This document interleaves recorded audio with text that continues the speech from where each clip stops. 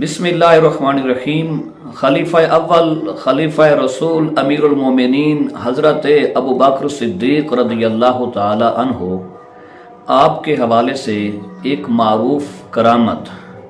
जो कि सुनी जाती है, आइए उसका तहकीकी मुताला करते हैं। हज़रत अबू बकर सिद्दीक़ रज़ियल्लाहु ताला अन्हु के हवाले से वो बात मारूफ है, वो ये है कि आपका जब वक्त विसाल था, जब आप दुनिया से जा रहे थे, तो आपने हज़रत आयशा सिद्दीक़ा रज़ियल्लाहु ताला अन्हा जो आपकी साहिबजादी हैं, शहज़ादी हैं और हुज़ूर सल्लल्लाहु अलैहि वसल्लम की अज़वाजे ताहिरात व मुतहरात में से हैं, तो हज़रत अबू बकर सिद्दीक़ रज़ियल्लाहु ताला अन्हु ने उनसे ये फरमाया कि आज तक जो मेरा माल है वो आज वरासत है, तो ये अल्लाह की किताब की रूह से ये माल इस तरह तकसीम कर लेना कि आपके दो भाई हैं और आपकी दो बहनें हैं। तो हज़रत अबू बकर सिद्दीक़ रज़ियल्लाहु ताला अन्हु की ये बात सुनने पे हज़रत आयशा सिद्दीक़ा रज़ियल्लाहु ताला अन्हा आपने अर्ज़ किया कि मेरे दो भाई हैं, ये तो मेरे इल्म में है, और मेरी दो बहनें, मेरी तो एक बहन है हज़रत अस्मा रज़ियल्लाहु ताला अन्हा। उस पे हज़रत अबू बकर सिद्दीक़ रज़ियल्लाहु ताला अन्हु आपने अपनी लाडली साहिबजादी हज़रत आयशा से फरमाया कि बिनते खारिजा के बतन में हैं, शिकम में हैं, वो बेटी पैदा होगी। तो ऐसा ही हुआ कि वो बाद हज़रत अबू बकर सिद्दीक़ रज़ियल्लाहु ताला अन्हु आपके विसाल के बाद वो आपकी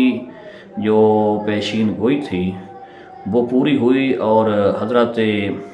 बिनते खारिजा रज़ियल्लाहु ताला अन्हा की बतन से वो बेटी पैदा हुई जिनका नाम कुलसूम रखा गया। ये मारूफ वाक़या है, तो इसकी तहकीक क्या है? हज़रत इमाम मालिक बिन अनस असबही रहमतुल्लाहि अलैह, तो ये रिवायत मुअत्ता इमाम मालिक में मौजूद है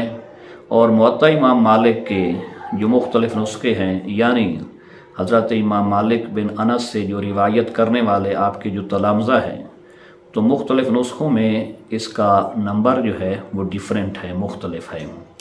और ये वो रिवायत है कि इमाम मालिक बिन अनस ने जो रिवायत किया इसे,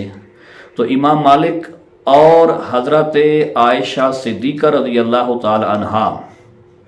आपके दरमियान 3 वास्ते हैं। यानी इस रिवायत के मुहद्दिस इमाम मालिक और हज़रत आयशा सिद्दीक़ा रज़ियल्लाहु ताला अन्हा, ये आपके दरमियान 3 वास्ते हैं। हज़रत इमाम मालिक ये फरमाते हैं कि मुझे बयान किया हज़रत इमाम ज़ुहरी ने, जो किसी तारुफ के मोहताज नहीं, जलीलुल क़द्र वो मुहद्दिस हैं। ये बड़ी मारूफ बात है और हकीकत है कि हज़रत उमर बिन अब्दुल अज़ीज़ रहमतुल्लाह अलैह सन 99 हिजरी में खलीफा बने, तो उन्होंने एक सरकारी सतह पे एक नोटिफिकेशन जारी किया, अहकामात जारी की। वो आर्डर्स क्या थे कि इस्लामी सल्तनत में अहादीस रसूल सल्लल्लाहु अलैहि वसल्लम को जमा किया जाए। जमा तदवीन का ये सिलसिला है, ये तो नबी अलैहिस्सलातु वस्सलाम के दौर मुबारक से आ रहा था और सहाबा किराम रिदवानुल्लाहि ताला अलैहिम अजमईन वो किसी न किसी सूरत अहादीस मुबारक को जमा कर रहे थे, कंपाइल कर रहे थे, अपने पास महफूज कर रहे थे। लेकिन एक बाकायदा सरकारी सतह पे बड़े पैमाने पे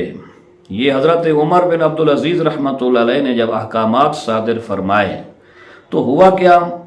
उन अहकामात की तामील करते हुए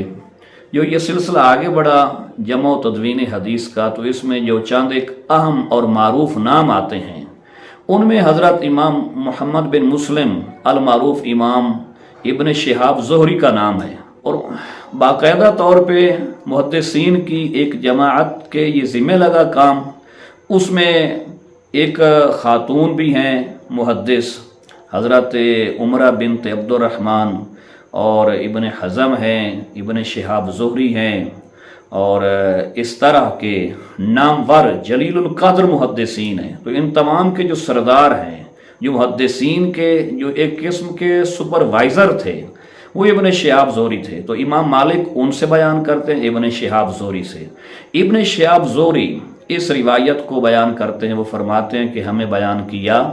وہ حضرت عروہ بن زبیر نے۔ حضرت عروہ بن زبیر یہ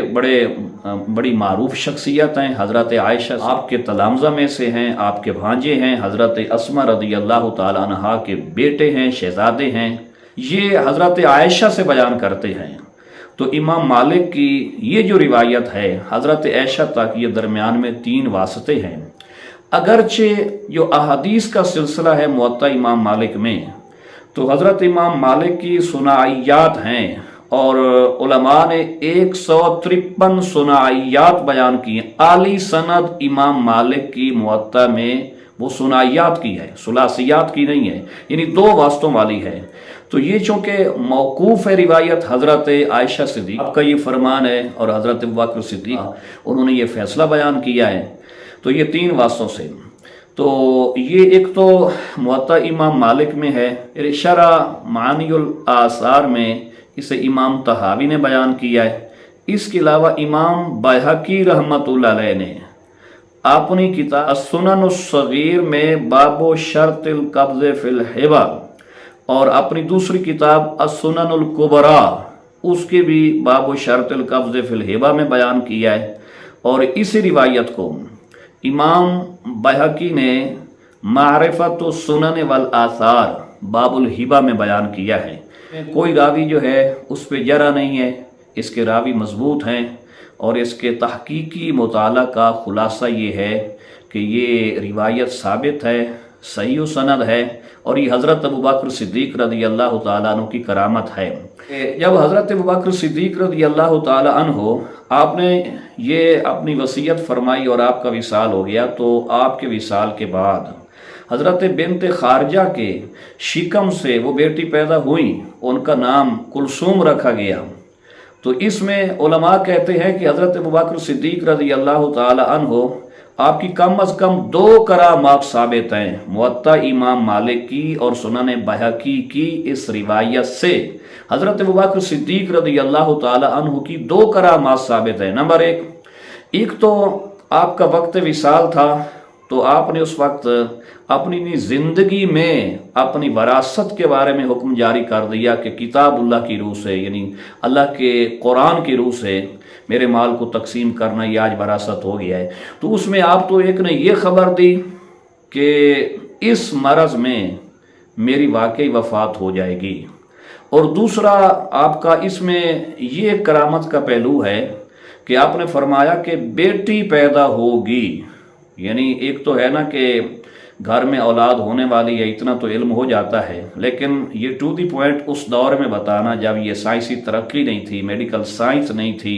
اس طرح کے طبی معائنہ نہیں ہوتے تھے، تو یہ آپ نے بتا دیا کہ بیٹی پیدا ہوگی، اور وہ واقعی بیٹی پیدا ہوئی۔ تو یہ کہانی نہیں ہے، یہ موطا امام مالک کی روایت ہے، یہ امام بیہقی کی سنن میں ہے، امام بیہقی کی معرفت السنن والآثار میں ہے۔ تو یہ کہانی نہیں ہے، مستند روایت ہے، اور حضرت ابوبکر صدیق رضی اللہ تعالی عنہ آپ کی کرامات میں سے ایک واقعہ ہے۔ اب رہا یہ معاملہ